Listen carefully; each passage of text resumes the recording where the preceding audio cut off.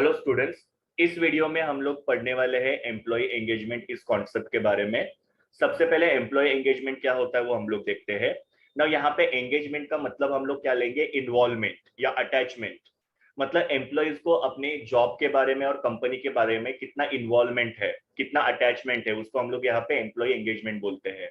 मतलब एम्प्लॉयज अगर काम के बारे में एंथुजियास्टिक है, डेडिकेटेड है, उनको कंपनी के बारे में काफी ज्यादा फील होता है, तो ऑब्वियसली हम लोग क्या बोलेंगे, वो एम्प्लॉय जो है वो काफी ज्यादा कंपनी के साथ एंगेज्ड है या अपने जॉब के साथ काफी ज्यादा एंगेज्ड है। सो यहाँ पे देखो लिखा है कि employee engagement is a concept that describes the level of enthusiasm and dedication a worker feel towards their job. मतलब एम्प्लॉय अपने जॉब के बारे में कितने एंथुजियास्टिक फील करते हैं, मतलब कितने एक्साइटेड है और कितने डेडिकेशन के साथ वो लोग कंपनी में काम करते हैं। डेडिकेशन मतलब क्या, दिल के साथ वो काम करते हैं। Engage employees care about their work. मतलब ये जो एम्प्लॉइज होते हैं वो अपने काम के बारे में काफी ज्यादा केयर करते हैं and about their performance of the company, और वो कंपनी के परफॉर्मेंस को लेके भी केयर करते हैं। मतलब हमारे कंपनी का ग्रोथ होना चाहिए और हमको भी अच्छे से काम करना चाहिए, ऐसा उनको फील होता है। And feel that their effort make a difference, और उनको ऐसा लगता है कि हम लोग ज्यादा अगर मेहनत करेंगे तो उसकी वजह से कंपनी का ग्रोथ होगा। मतलब उनकी मेहनत की वजह से कंपनी में बहुत ज्यादा डिफरेंस हो सकता है, कंपनी बहुत ज्यादा प्रोग्रेस कर सकती है, ऐसा उनको फील होता है। An engaged employee is in it for more than a pay cheque. मतलब ये लोग सिर्फ अपने पे चेक के लिए काम नहीं करते, मतलब सैलरी के लिए काम नहीं करते हैं। And may consider their wellbeing link to their performance. मतलब क्या कि अगर उन्होंने अच्छे से परफॉर्म किया तो उनका वेलबींग होगा, मतलब उनका भी ग्रोथ होगा। क्योंकि कंपनी का ग्रोथ होता है तो उसकी वजह से क्या होता है, एम्प्लॉयज का ग्रोथ होता है। तो वो लोग ऐसे ही सोचते हैं कि कंपनी ग्रो करेगी अगर हम लोग अच्छे से परफॉर्म करेंगे तो, और उसकी वजह से हमारा भी क्या होगा, वेलबींग होगा, हमारा भी इंक्रीमेंट होगा, प्रमोशन मिलेगा। And thus instrumental to their company success, और इसकी वजह से वो लोग क्या करते हैं, कंपनी के सक्सेस को ध्यान में रख के उसके हिसाब से काम करते हैं।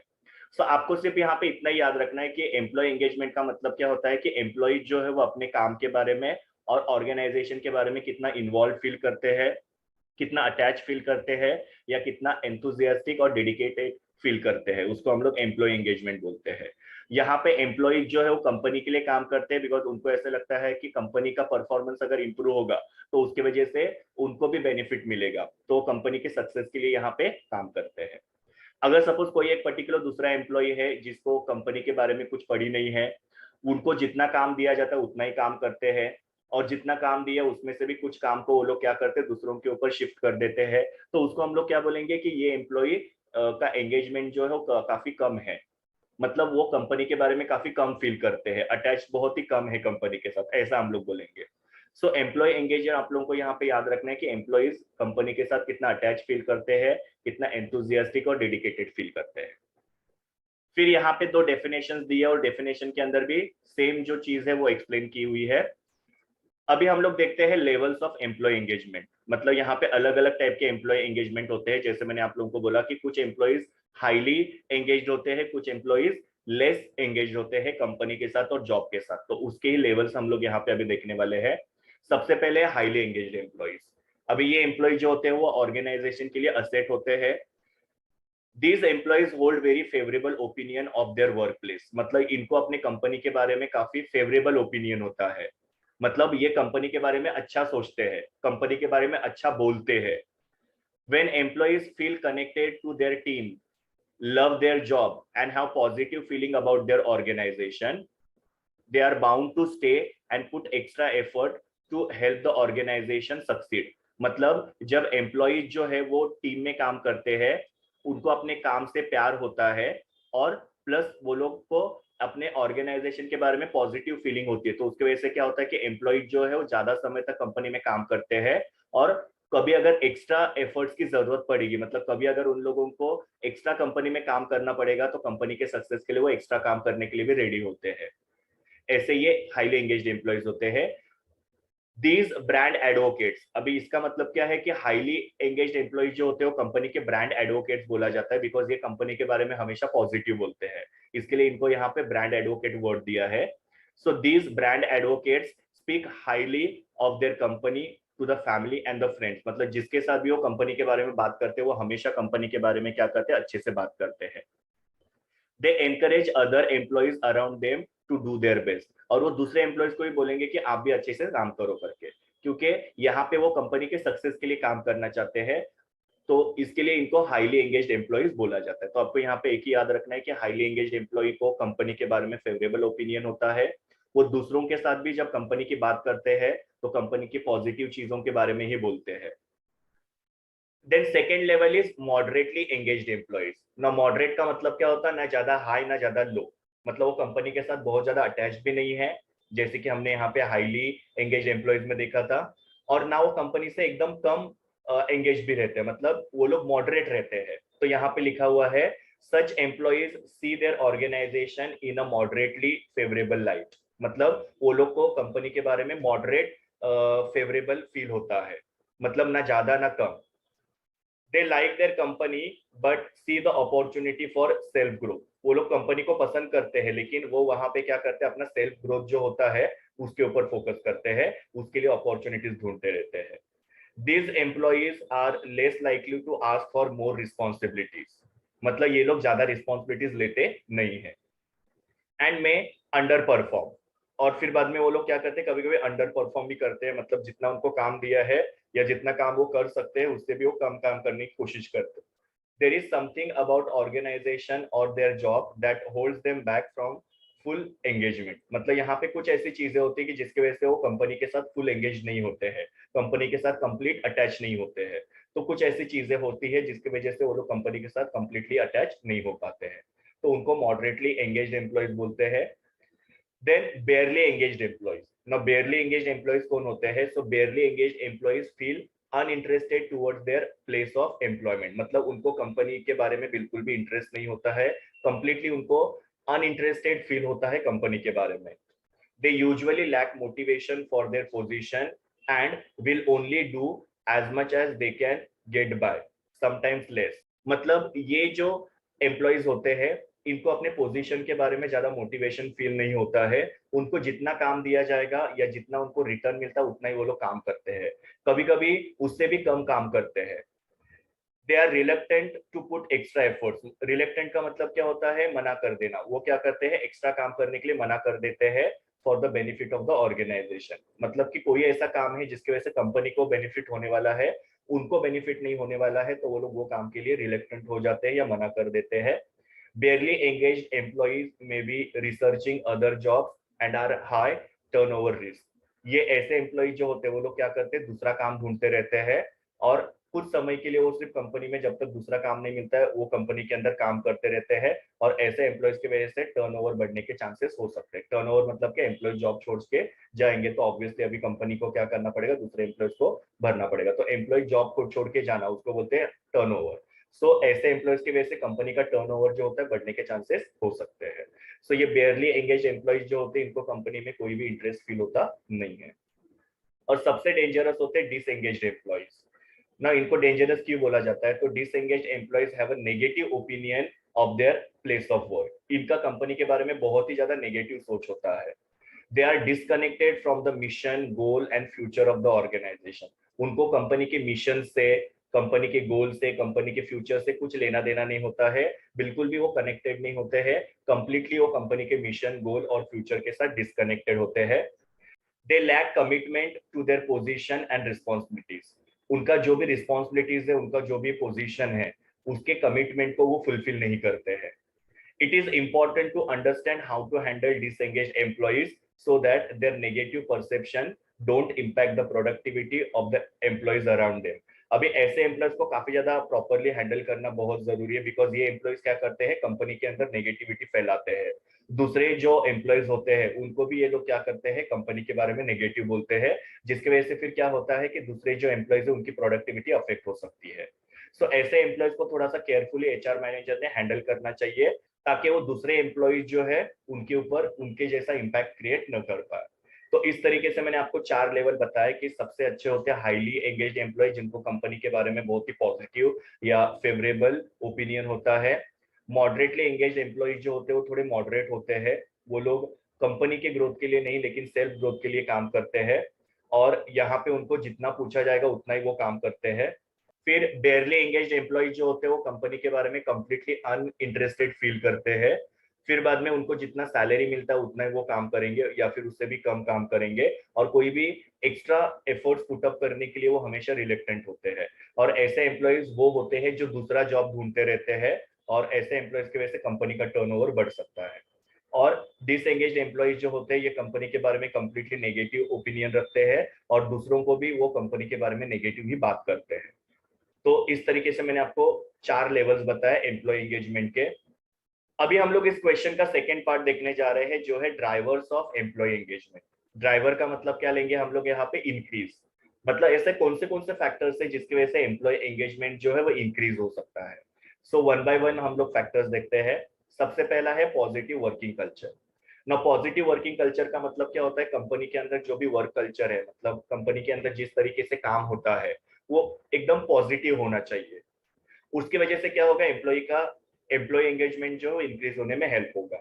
सो a positive work culture always enhances the energy of employees and generate the job satisfaction among employees. मतलब जितना कंपनी के अंदर पॉजिटिव वर्क कल्चर होगा उतना एम्प्लॉयज की एनर्जी बढ़ेगी काम करने की, और उनको जॉब सेटिस्फेक्शन मिलेगा। अ positive work culture include flexible working hours. ना फ्लेक्सिबल वर्किंग आवर का मतलब क्या होता है? जहां पे वर्कर्स को उनके काम जो है वो उसके टाइमिंग को थोड़ा फ्लेक्सिबल रखना है। मतलब अगर एम्प्लॉय सुबह 9 o'clock आता है तो 5 o'clock he can go, 10 o'clock आते हैं तो 6 बजे जा सकते हैं, 11 o'clock आते हैं तो 7 बजे जा सकते हैं। तो कुछ ऐसे जॉब होते हैं जहाँ पे फ्लेक्सिबल वर्किंग आवर पॉसिबल होते हैं। तो यहाँ पे पॉजिटिव वर्क कल्चर में क्या होता है? एम्प्लॉयज को फ्लेक्सिबल वर्किंग आवर्स दिए जाते हैं, प्लस एम्प्लॉयज को यहाँ पे वेलफेयर फैसिलिटीज दी जाती है। वेलफेयर फैसिलिटीज का मतलब क्या? कि जैसे कैंटीन फैसिलिटी हो सकता है, मेडिकल फैसिलिटी हो सकता है, या ट्रैवलिंग फैसिलिटीज जो होते हैं वो एम्प्लॉयज को यहाँ पे अवेलेबल करके देना, तो उसको वेलफेयर फैसिलिटीज बोलते हैं। फिर पॉजिटिव वर्क कल्चर का तीसरा यहाँ पे रीजन हो सकता है पीसफुल एनवायरनमेंट। कंपनी के अंदर जो एनवायरनमेंट है वो एकदम पीसफुल है, सब लोग एक दूसरे के साथ बिना झगड़ा किए अच्छे से रहते हैं। सो जब कंपनी में फ्लेक्सिबल वर्किंग आवर्स होते हैं, वेलफेयर फैसिलिटीज एम्प्लॉय को अच्छे से मिलती है, और कंपनी के अंदर पीसफुल वर्किंग एनवायरनमेंट होता है, तो उसकी वजह से कंपनी में क्या होता है? पॉजिटिव वर्क कल्चर आता है। Employees also feel self belonging towards the organisation. मतलब एम्प्लॉयज को ऐसा लगता है कि हम भी ये ऑर्गेनाइजेशन का एक हिस्सा है, and they can positively engage, और उसके वजह से वो कंपनी के साथ क्या होते हैं? एंगेज होते हैं या अटैच होते हैं। Positive working culture include comfortable work place. मतलब एक अच्छा वर्क प्लेस होना चाहिए, एब्सेंस ऑफ पॉलिटिक्स, पॉलिटिक्स नहीं होनी चाहिए एम्प्लॉयज के बीच में, और ट्रांसपेरेंसी इन द वर्क। मतलब जो भी काम है उसके ट्रांसपेरेंसी होनी चाहिए, किसी भी काम को छुपा के कर रहे हैं या किसी चीज को या किसी इंफॉर्मेशन को छुपा रहे हैं, ऐसा नहीं होना चाहिए। तो पॉजिटिव वर्किंग कल्चर के अंदर ये 3 चीजों का इंक्लूजन होता है। तो हमेशा कंपनी के अंदर एक पॉजिटिव वर्किंग कल्चर होना चाहिए, जिसकी वजह से एम्प्लॉय जो है वो कंपनी के साथ पॉजिटिवली एंगेज या इन्वॉल्व या अटैच हो सकते हैं। नेक्स्ट है प्रोफेशनल डेवलपमेंट। मतलब ऑर्गेनाइजेशन में एम्प्लॉयज का क्या होना चाहिए? प्रोफेशनल डेवलपमेंट होना चाहिए। Every employee joined an organization with an intention to have the personal and professional growth. हर एक एम्प्लॉय कंपनी को क्यों ज्वाइन करते हैं? बिकॉज उनका पर्सनल ग्रोथ भी हो, उनका प्रोफेशनल ग्रोथ भी हो। प्रोफेशनल ग्रोथ मतलब कि उनका करियर जो है डेवलप होना चाहिए, फिर उनको सैलरी बढ़नी चाहिए, तो वो उनका पर्सनल और प्रोफेशनल ग्रोथ होता है। However, when monotonous and underrated work is given to the employees, they may start detaching themselves from the organization. जब एम्प्लॉयज को कोई भी ऐसे मोनोटोनस, मतलब एक ही सेम तरीके का काम दिया जा रहा है, या उनको ऐसे कम लेवल का काम दिया जा रहा है, उनके कैपेसिटी के हिसाब से काम नहीं दिया जा रहा है, तो उसके वजह से एम्प्लॉयज क्या होते हैं? ऑर्गेनाइजेशन के साथ डिटैच होते हैं। डिटैच होना मतलब क्या? दूर होते जाना, उनका अटैचमेंट कंपनी के साथ कम होते जाता है। Hence, along with the organizational growth, the personal growth of employee must be also be taken care of. तो यहाँ पे क्या करना चाहिए एम्प्लॉयज का? यहाँ पे ऑर्गेनाइजेशन के ग्रोथ के साथ साथ पर्सनल ग्रोथ भी होना काफी जरूरी है, और उसकी वजह से फिर क्या होता है कि एम्प्लॉयज कंपनी के साथ एंगेज फील करते हैं।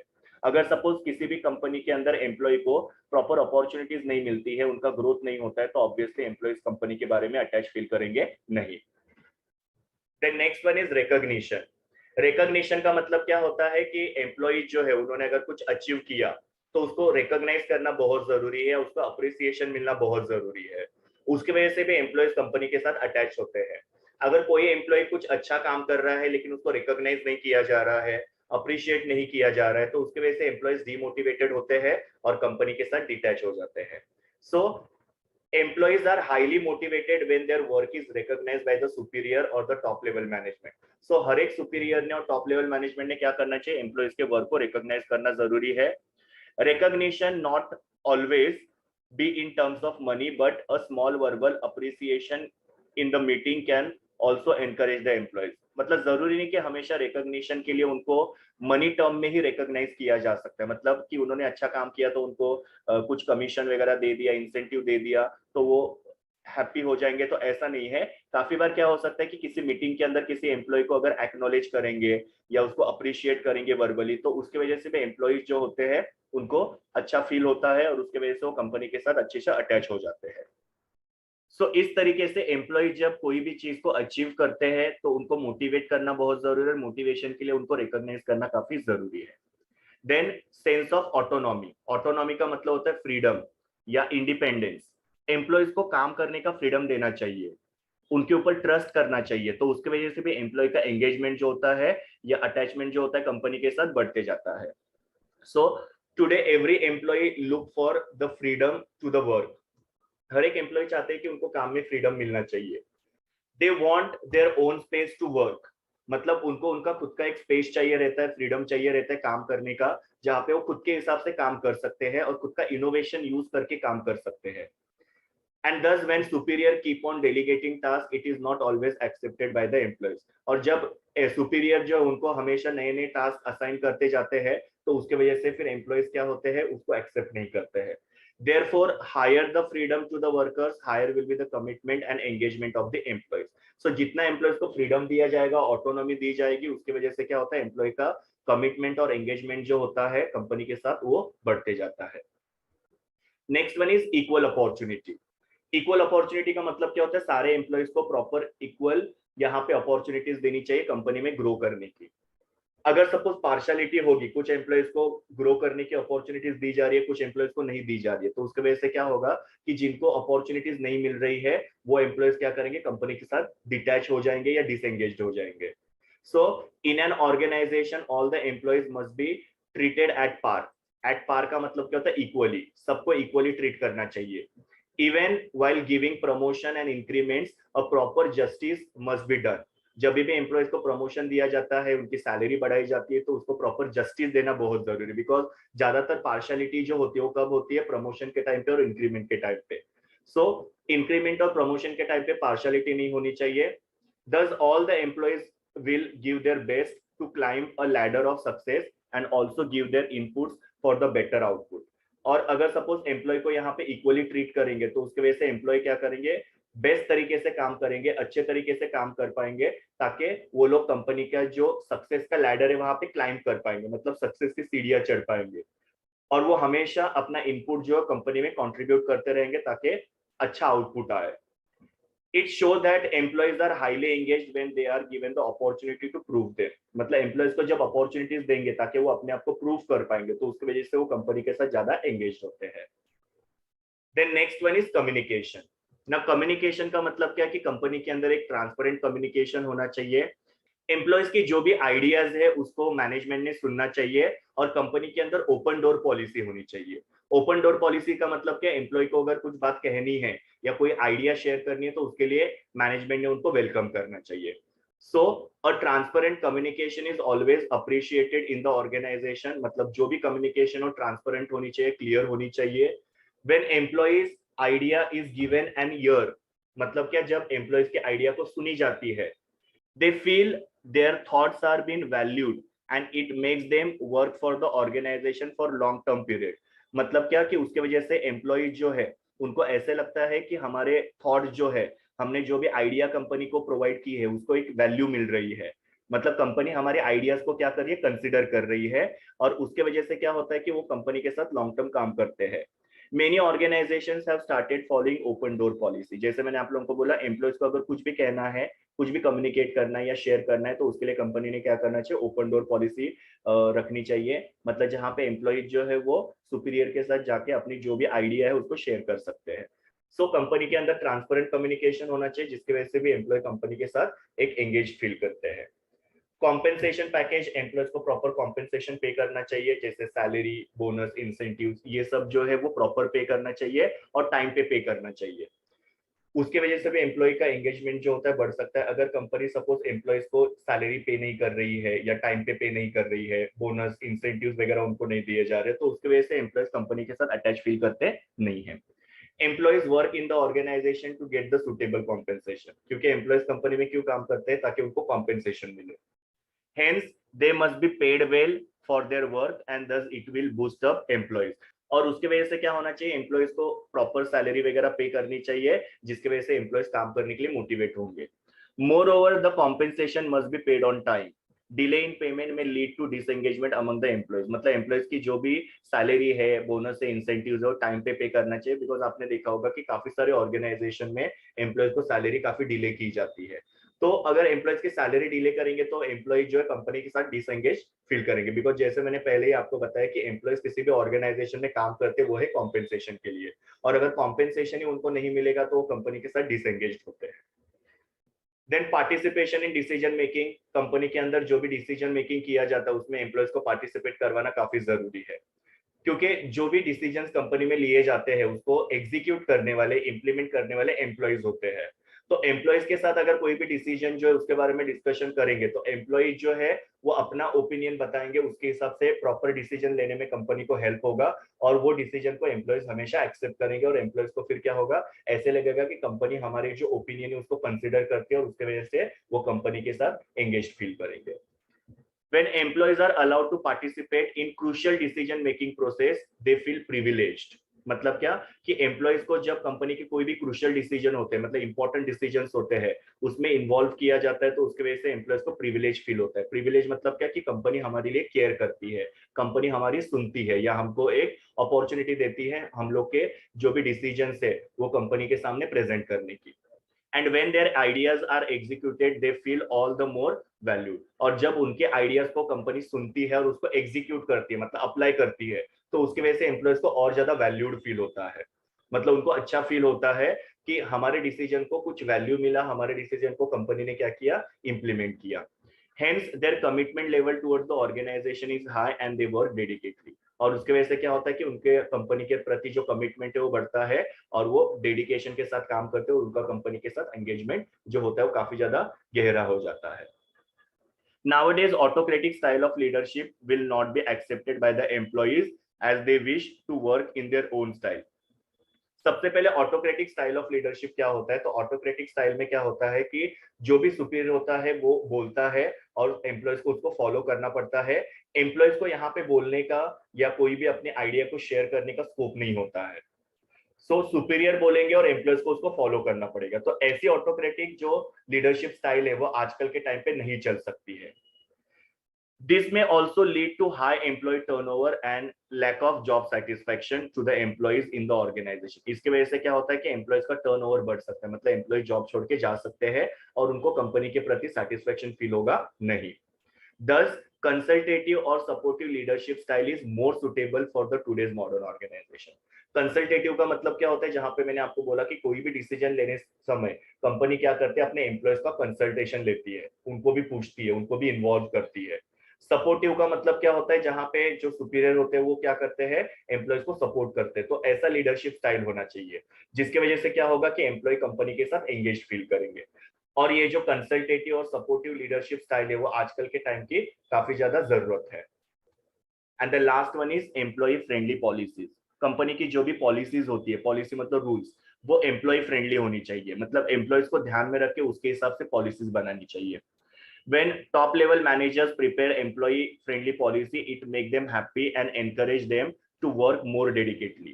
जब कोई भी टॉप लेवल मैनेजमेंट पॉलिसी बनाते हैं तो वो पॉलिसी जो होती है वो एम्प्लॉयज को कंसिडर करके बनानी चाहिए, तो वो हैप्पी होते हैं और डेडिकेशन के साथ काम करने के लिए एनकरेज होते हैं। While framing policies, the benefits for the family member must also be considered. मतलब कंपनी जब भी कोई भी एम्प्लॉयज के लिए पॉलिसी बनाती है तो उसके लिए उनके फैमिली मेंबर्स को भी कंसिडर करना चाहिए। मतलब अगर सपोज कंपनी एम्प्लॉयज के मेडिकल चेकअप का पॉलिसी बना रही है तो उसके अंदर फैमिली मेंबर्स को भी इंक्लूड करना चाहिए, उनका भी मेडिकल चेकअप होना चाहिए। तो जो भी पॉलिसीज कंपनी बना रही है उसमें एम्प्लॉय के फैमिलीज को कंसिडर करना काफी जरूरी होता है। Employee friendly policies include making arrangement for EPF. EPF का मतलब होता है एम्प्लॉय प्रोविडेंट फंड, तो ये एम्प्लॉयज को प्रोवाइड करना चाहिए। इंश्योरेंस स्कीम मतलब यहाँ पे एम्प्लॉय को मेडिक्लेम पॉलिसीज वगैरह ऑफर करनी चाहिए। फिर बाद में लीव फैसिलिटी एम्प्लॉयज को अवेलेबल करके देना चाहिए, जैसे कि कैजुअल लीव्स होती है, मतलब जहाँ पे एम्प्लॉय छुट्टी ले सकते हैं लेकिन उनकी सैलरी नहीं कटेगी, तो एम्प्लॉयज को साल में 12 कैजुअल लीव्स वगैरह जो होते हैं वो अवेलेबल करके देना चाहिए। कुछ मेडिकल लीव्स वगैरह होनी चाहिए, तो लीव फैसिलिटी भी एम्प्लॉयज के लिए यहाँ पे बनानी चाहिए। And regular workshop for the better working of employees, मतलब क्या कंपनी ने क्या करना चाहिए, एम्प्लॉयज के लिए वर्कशॉप वगैरह अरेंज करने चाहिए ताकि एम्प्लॉय जो उनका नॉलेज बढ़े और वो बेटर तरीके से कंपनी के अंदर काम कर सकते हैं। तो जब भी कंपनी एम्प्लॉयज के लिए कोई भी पॉलिसी बनाती है तो वो एम्प्लॉय फ्रेंडली पॉलिसी होना बहुत जरूरी है। तो इस तरीके से हम लोग ने इस पर्टिकुलर वीडियो के अंदर एम्प्लॉय एंगेजमेंट क्या होता है वो देखा, फिर अलग अलग लेवल्स ऑफ एम्प्लॉय एंगेजमेंट देखा जहां पे हमने 4 तरीके के एम्प्लॉय एंगेजमेंट देखे, और फिर मैंने आपको बताया ड्राइवर्स ऑफ एम्प्लॉय एंगेजमेंट, मतलब एम्प्लॉय एंगेजमेंट किसकी वजह से बढ़ता है। So this was all about employee engagement. Thank you, students. We will meet in the next video.